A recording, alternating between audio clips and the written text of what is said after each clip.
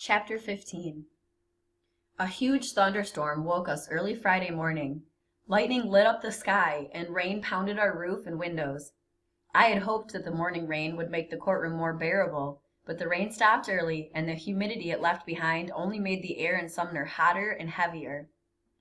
The courtroom was packed that morning. Grandpa figured this would be the last day of the trial, and I guess so did everyone else in Mississippi. Deputies brought in extra cane-bottom chairs and squeezed them in wherever there was floor space. Spectators, newsmen, and photographers jammed the foyer outside the courtroom, and everybody was waiting for something big to happen. Mr. Breland called a bunch of character witnesses to testify, and each of them said about the same thing. Milam and Bryant had been born and raised in Mississippi. Milam was a war hero. They were good boys, hard workers, and never caused anybody a bit of trouble. When the seventh witness finished, I was just about asleep. Then I heard Mr. Breland tell the judge, "Your Honor, the defense rests." A few people started clapping until Judge Swango stared them down. He looked at Mr. Chatham and asked, "Is the state prepared for its final argument?"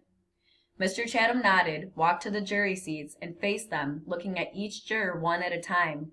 When he finished making eye contact, he started speaking so loudly that it made me and Grandpa jump in our seats.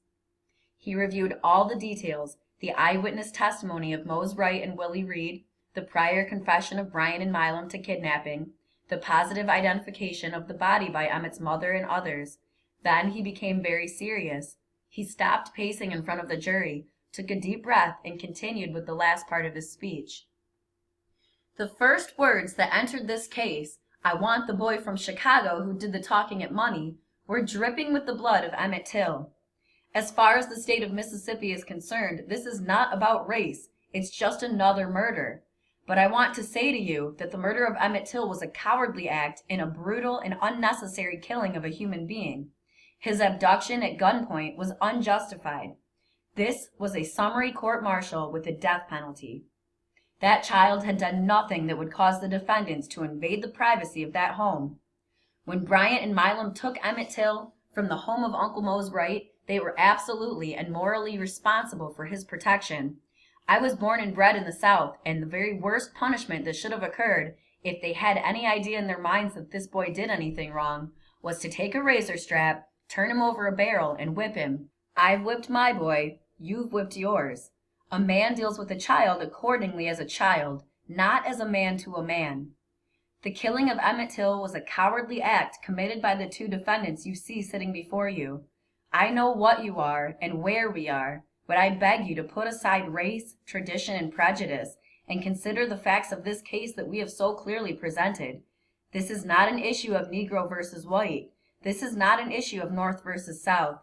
This is a simple issue of law. Two men murdered a child. You have no other choice but to convict them for murder." When he finished speaking, he stayed in front of the jury, looking again into the eyes of each one. Not a single man tried to avoid his gaze. Then it was J.J. Breland's turn. He walked confidently to the jury, smiled, and, while pointing to Bryant and Milam, said, "I've known those two boys for years.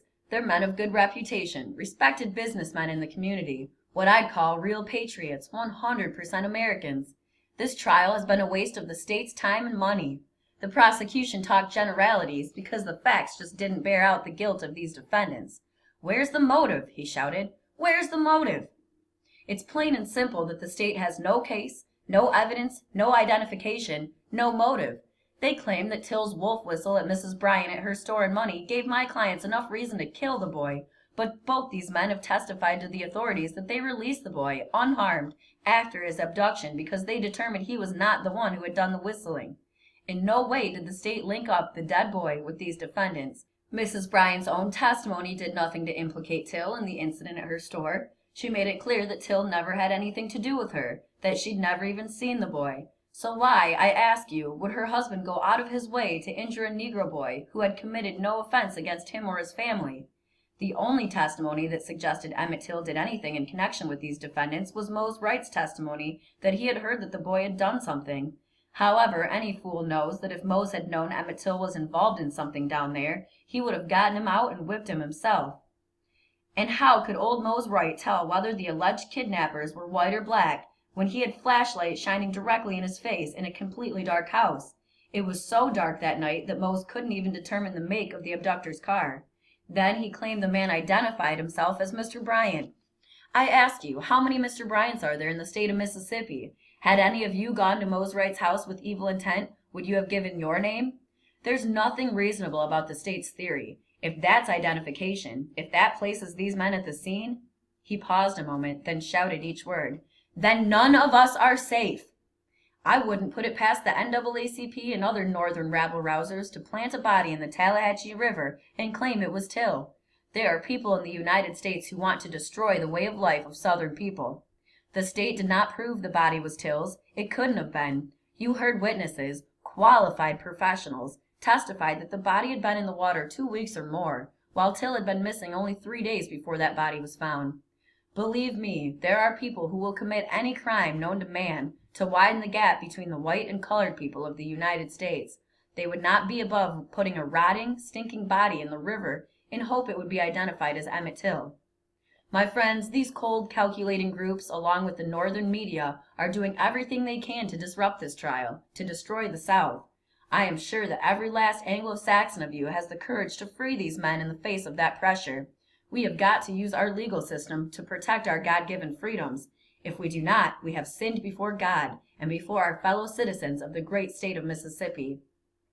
He paused and then continued with a quieter, even more serious tone. If you convict these 2 men, it would be admitting that freedom is lost forever.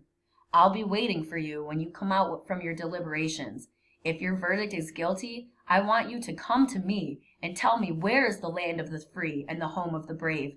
I say to you, gentlemen, your forefathers will absolutely turn over in their graves if you don't set these boys loose.